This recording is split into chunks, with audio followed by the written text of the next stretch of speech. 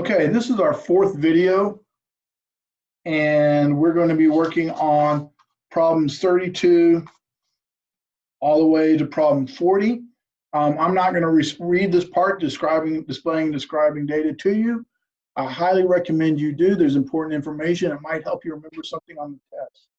All right, so I'm going to move on to question 32. Which of the following describes a continuous variable? A continuous variable means that the data does not have to be a whole number.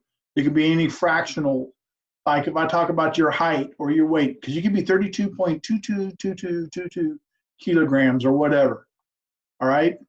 So that makes a difference between a continuous, whereas a discrete is going to be a whole number response. The number of items sold at a craft booth for one day. Chances are we're selling whole items at the craft booth. So this is probably discrete. The number of apps downloaded. Once again, hopefully you're not downloading a partial app. It's not going to work, so that's discrete. Diameters of the tree trunks in an evergreen farm. Well, that is a continuous variable because it can take on any dimension, any fractional, an inch or foot or millimeter or centimeter. The number of baskets, again, if we're counting them, this makes it discrete. The shoe sizes of all shoes, once again, these tend to be discrete. Although they do offer half sizes, we don't offer anything other than whole and half sizes. So our best answer, and remember in statistics we're looking at our best answer, is this one. So this one is true. This one is our continuous variable. Letter C, the diameters of tree trunks, because it can take on any fractional answer. 33, data will be collected in the following variables. Which variable can be considered discrete? The height of a person, the weight of a person, the length. Okay, so height. This right here is a continuous variable, fractional answer, fractional answer. The length of the arm, fractional answer. Anytime it's measurement, generally fractional. The amount of time, time is generally fractional, so that is also usually considered to be continuous. The number of books that a person finished reading. Well, if I finished reading a book, then that's discrete because that's a whole number of books.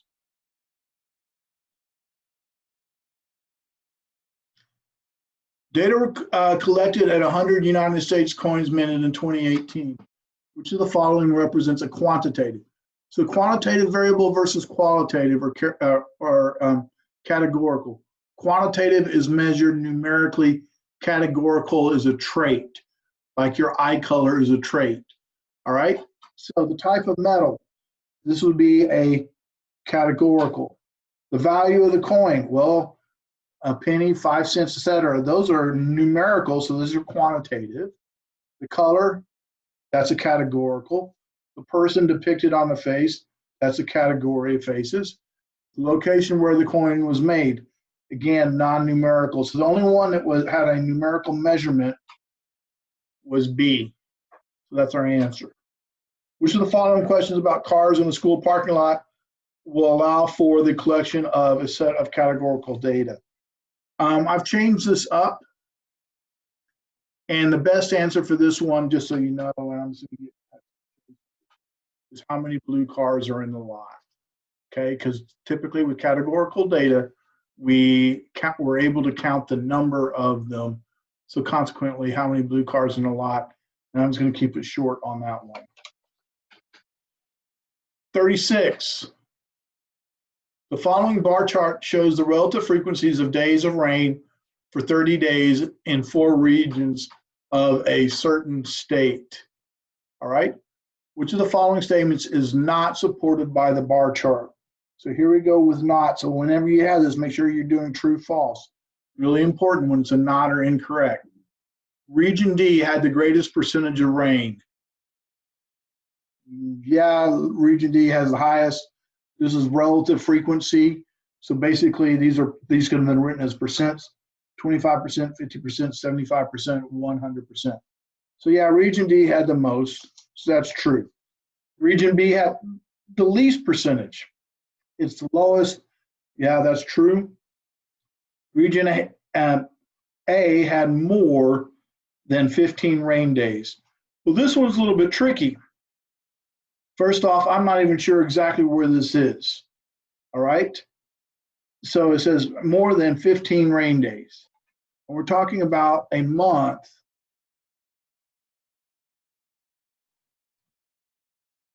that had 30 rain days. Well, I know 30 days, but this is more than 15%. I mean, more than 50%. So 0.5 times 30 equals 15. And it's like, oh yeah, this is above 0.5. So consequently, that's true. It had more than 15 days. Region C had more than 25 days. All right. So I'm here, I'm sitting there going, I'm above 25%. I don't know how high that is, but maybe that's around 30%. All right. So if I go 0.30 times the 30 days, that's only 9 days of rain. This one looks like it's false, but let's check out the last one. Region D had less than 23 days of rain. Well, it's not quite 75%, but let's just say it was 75%. 0.75 times 30. And I'm tired today, so I'm going to break out the calculator. 0.75 times 30 equals 22.5.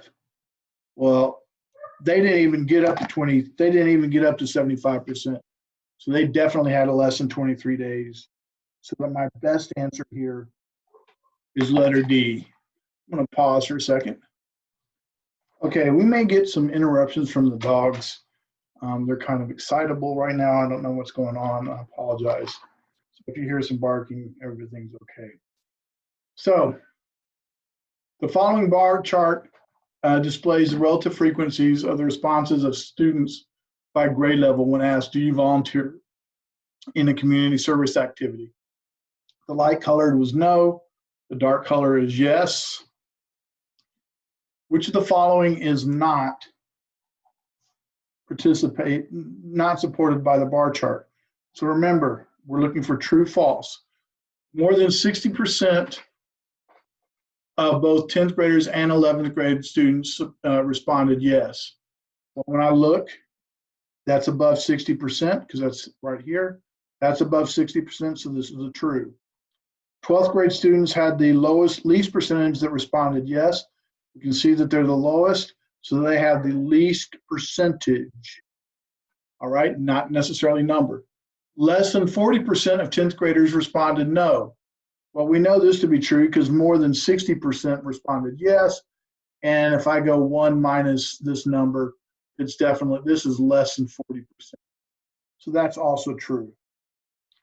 The number of 10th graders. Now, whenever we talk about number, we have to be really, really careful because here we're talking about percentages. We have 20%, 40%, 60%, 80%, and 100%. So we don't know anything about the actual numbers. So the number of 10th graders who responded yes was greater than the number of 9th graders. We don't know. Maybe there's only 100 10th graders and 1,000 9th graders, in which case, even though the 9th graders have a lower percentage, they would have had more. So because this was the number, we don't know that answer. We can't make sure of it. This is false, and our answer to number 37 is letter D.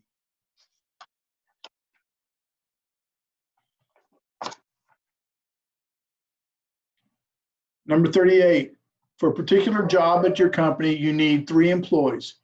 Choose a simple random sample of size 3 from each of the employees. And basically, we're going to use 1 for Beckoffer, 2 for Brown, 3 for Ito, etc. Use a random number table and to make the selections, reading from left to right, starting at the beginning of the list. Now, be very, very careful with this. Because we're talking about people, we can't have them repeat. I'm not going to select the same person twice. So the very first person I'm going to choose, the very first number is number 1. So that's gone. Oh, here's a 1 that repeated, so it's not there. The next number that shows up is 7. So that means Taylor got selected.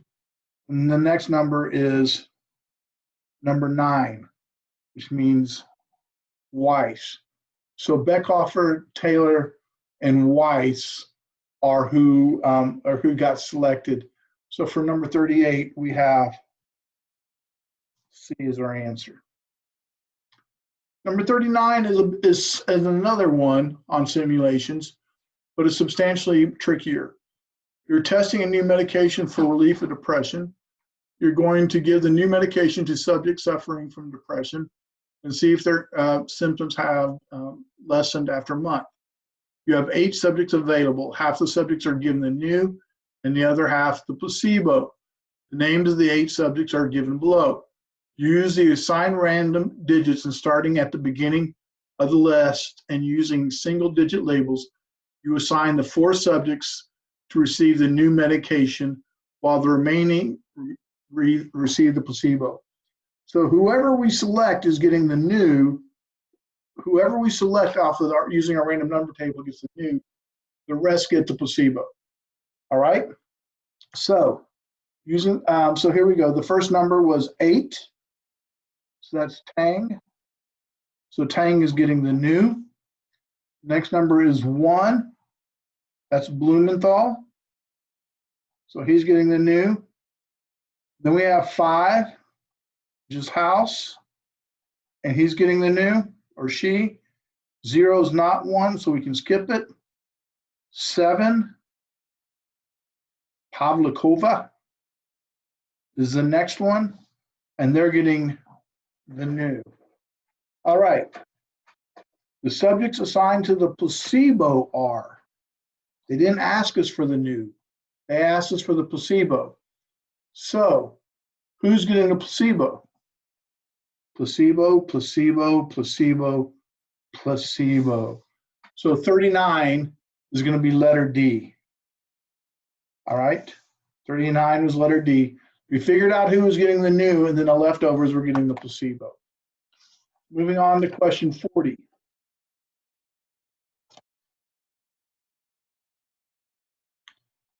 The student government in a high school wants to conduct a survey of student opinion.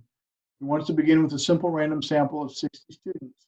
Which of the following survey methods will produce a simple random sample? Remember, simple random sample, basically, we're putting everyone in a hat and mixing, or we're assigning them all numbers and mixing those, okay? So, survey the first 60. No, that's not a simple random sample. Survey every 10th. That's a stratified. Use random numbers to choose 15, each of first year, second year, third year, etc. That right there is a stratified. This was systematic. This is stratified. Number the cafeteria seats. Use a table of random numbers to choose seats and interview the students until 60 have been interviewed.